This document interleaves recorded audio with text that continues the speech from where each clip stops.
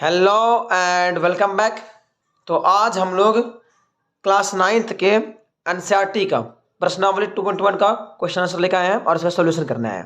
ठीक है, तो इसमें 2.1 में बोलता है निम्नलिखित व्यंजकों को कौन कौन सा एक चर में बहुपद है और कौन कौन नहीं है, कारण के साथ अपना उत्तर दीजिए।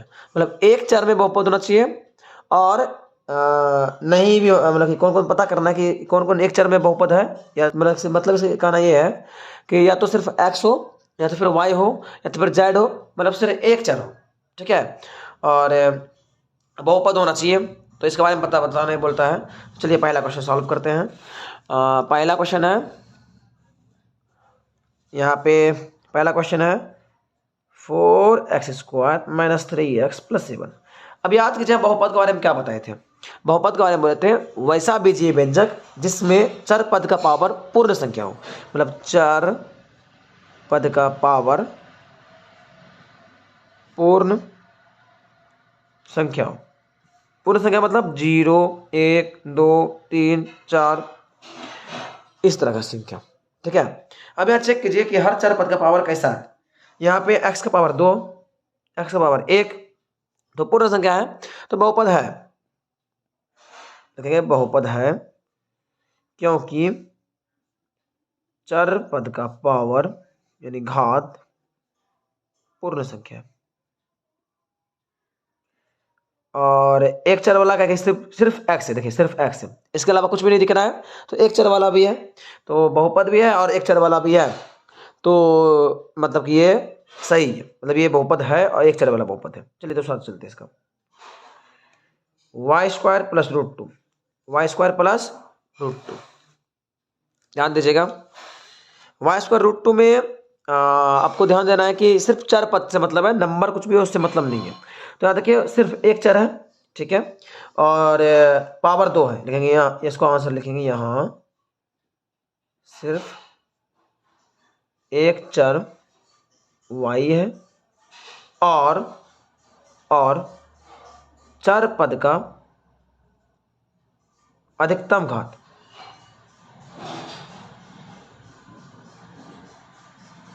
कितना है भाई, 2 है, और जो कि पूर्ण संख्या है, जो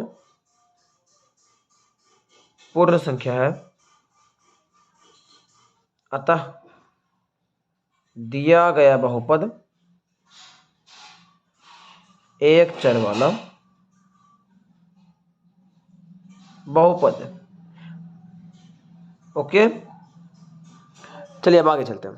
क्वेश्चन नंबर 3 की तरफ चलते हैं। क्वेश्चन नंबर 3 की तरफ 3 नंबर बोलता है 10√3 + t√2। इसमें है ना ये बोलता है कि कारण के साथ अपना उत्तर दीजिए कि क्या ये बहुपद है और एक चर वाला है कि नहीं है।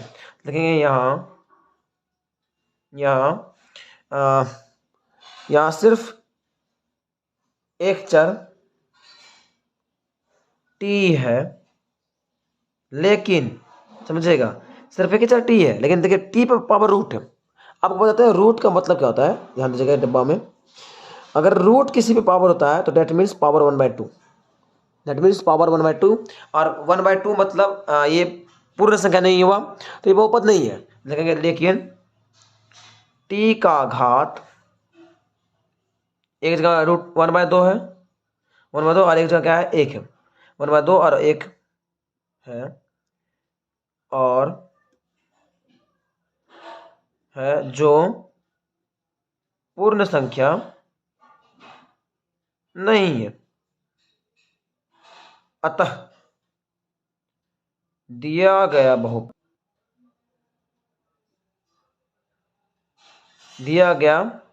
बीजीय व्यंजक बहुपद नहीं है।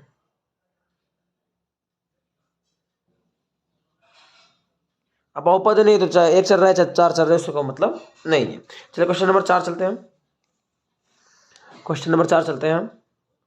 4 नंबर बोलता है y + 2/y। ठीक है, y + 2/y इसको बोलता है, यहाँ पर ध्यान दीजिएगा। इसमें बोलता है कि इसका भी आंसर दीजिए कि बहुपद है या नहीं। तो ध्यान दीजिए ये बटे में है, बटे मतलब पावर 1। अगर ये भी डब्बा याद रखिएगा, सारा डब्बा याद रखिएगा, बॉक्सेस को जोड़िएगा। अगर कोई चीज़ बटे में लिखा रहता है इसका मतलब पावर -1, चाहे यहाँ 2 रहे 3 रहे, पावर ऊपर जाके माइनस होता है। और मतलब अगर m लिखते हैं तो पावर -m, और अगर कुछ -n में लिखा है या m में लिखा है तो इसका मतलब बटे में है। याद रखिएगा, इस डब्बा का याद रखिएगा कि अगर कोई चीज़ का पावर ऐसा लिखा है तो -m, और अगर ऐसा लिखा है तो इसका मतलब बटे में। ठीक है, तो ये बात अच्छा से याद रखिएगा, एकदम अच्छा से। तो इसी बात को अभी ध्यान ध्यान दीजिए, इसी बात को लिखेंगे कि यहाँ पे इसका अगर सही रूप लिखा जाए तो इसका y + 2 पावर -y लिखेंगे कि यहाँ बीजीय व्यंजक में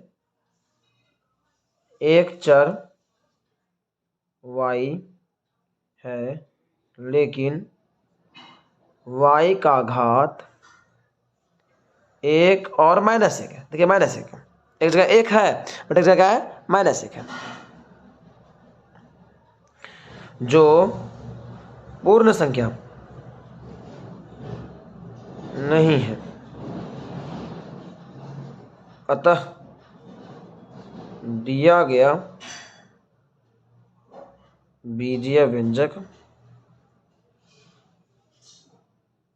बहुपद नहीं है। ओके, चलिए अब आगे चलते हैं 5 नंबर। 5 नंबर ध्यान दीजिएगा अच्छा से।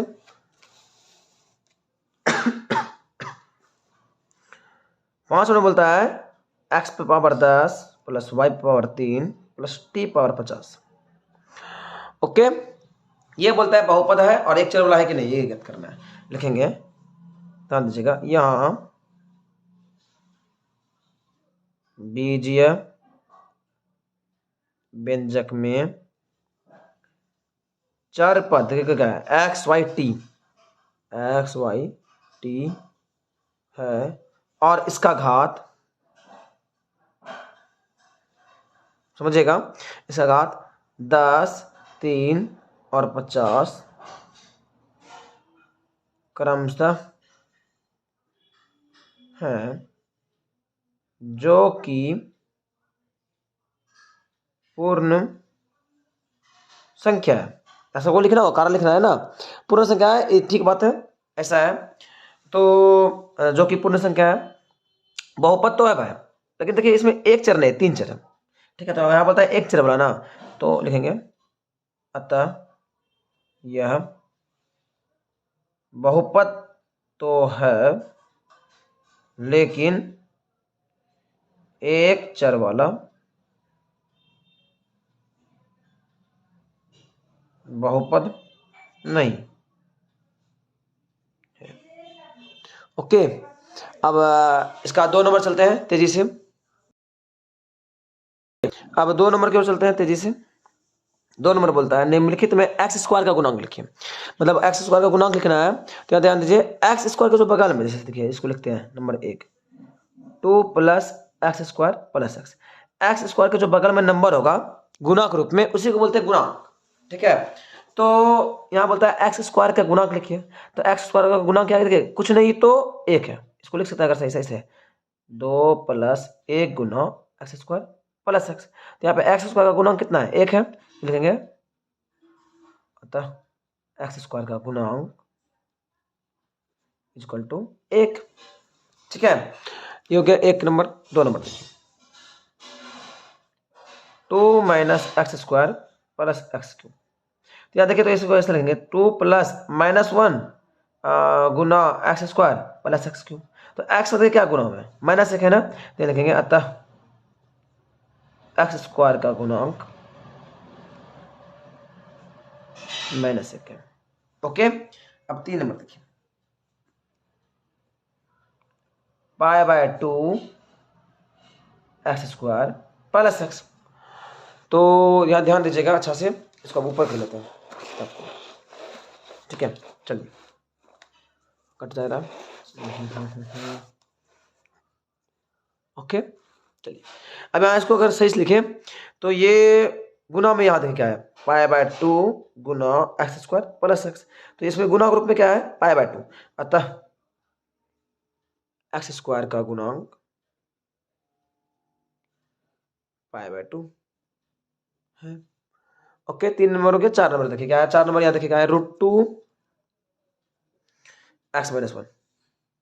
तो देखिए तो क्या लिखा है कि √2 x - 1, यहाँ पे एक्स स्क्वायर दिया ही नहीं है, ध्यान दीजिएगा इस बार क्वेश्चन में अच्छा से, यहाँ पे एक्स स्क्वायर दिया ही नहीं है, ध्यान दीजिएगा। तो अब लॉजिक लग गया भाई, क्या करें, मिल ही नहीं रहा है, तो क्या करेंगे भाई, सोचते हैं, दिमाग में सोचते हैं क्या कर सकते हैं। तो एक बात बताइए, इसको हम ऐसा लिख सकते हैं 0 गुना एक्स स्क्वायर प्लस √2x - 1। देखिए 0 गुना कुछ भी, 0 और 0 में कुछ भी जोड़ेंगे तो वही रह जाएगा। तो हम लिख सकते हैं 0 गुना एक्स स्क्वायर प्लस √2x - 1 लिख सकते हैं। तो यहाँ हो गया x में कितना गुना है, 0, अतः एक्स स्क्वायर का गुणांक इसमें कितना हो गया, 0 है। मतलब चलिए लगे हाँ, 3 नंबर भी बनाते हैं, बहुत छोटा क्वेश्चन है 3 नंबर, ध्यान दीजिएगा। 3 नंबर बोलता है, ये बोलता है कि 35 घात के द्विपद और 100 घात का एक पदी बहुपद को उदाहरण दें। मतलब 2 पद होना चाहिए और अधिकतम घात कितना होना चाहिए, 35। अधिकतम घात कितना होना चाहिए, 35। इसमें आप कुछ भी बना सकते हैं, तो इसको बनाते हैं 3 नंबर को, 35 घात का द्विपदी बहुपद, आप कुछ भी दे सकते हैं, लेकिन ध्यान रखिएगा 2 पद होना चाहिए और पावर अधिकतम कितना होना चाहिए, 35। 35 से बड़ा नहीं। हम लिख सकते हैं x पे पावर 35 प्लस x, हो गया। आप लिख सकते हैं 35 x पे पावर 35 प्लस 35, कुछ भी आप लिख सकते हैं, ठीक है, लेकिन अधिकतम घात 35 और 2 पद होना चाहिए। ओके, अगला बदलता है इसी में 100 घात का एक पदी बहुपद, एक पद होना चाहिए और 100 घात होना चाहिए।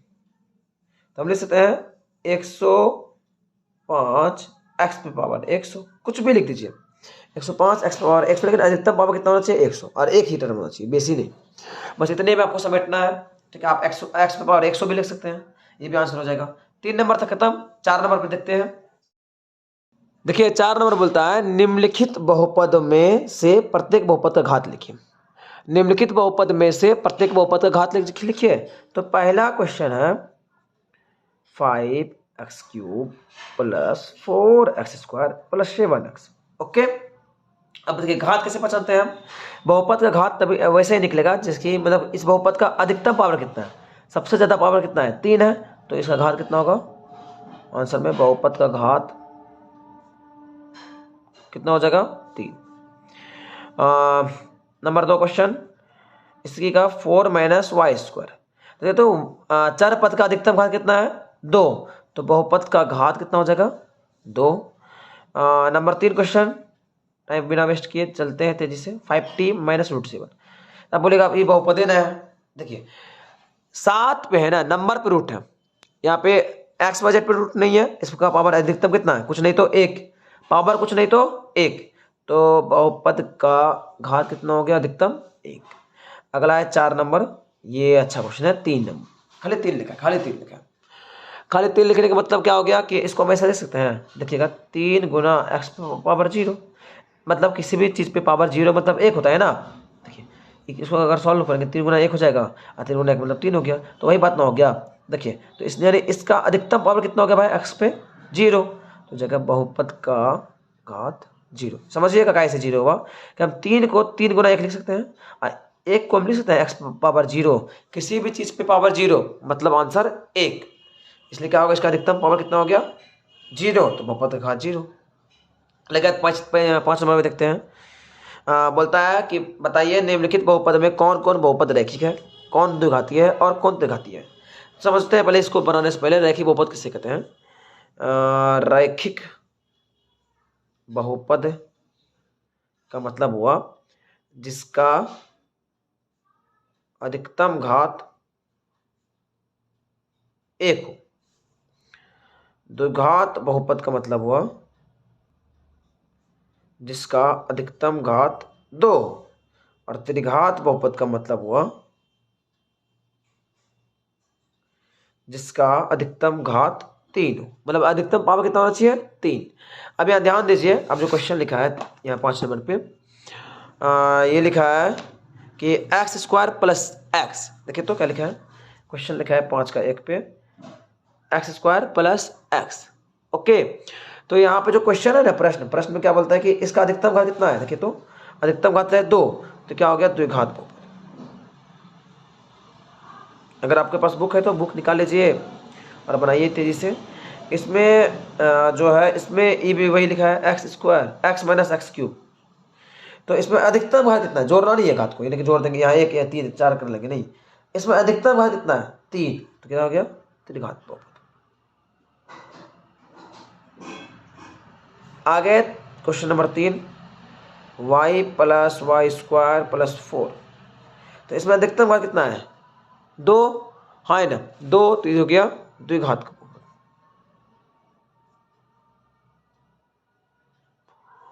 फिर 1 प्लस एक्स, तो इसका अधिकतम घात कितना है 1 है, एक वाला क्या बोलते हैं रैखिक, क्या बोलते हैं रैखिक।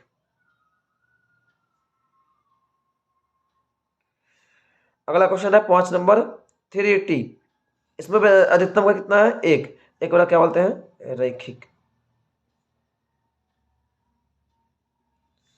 नंबर 5 नंबर 6 आर स्क्वायर, इसमें इसका अधिकतम घात कितना है 2, तो द्विघात बहुपद।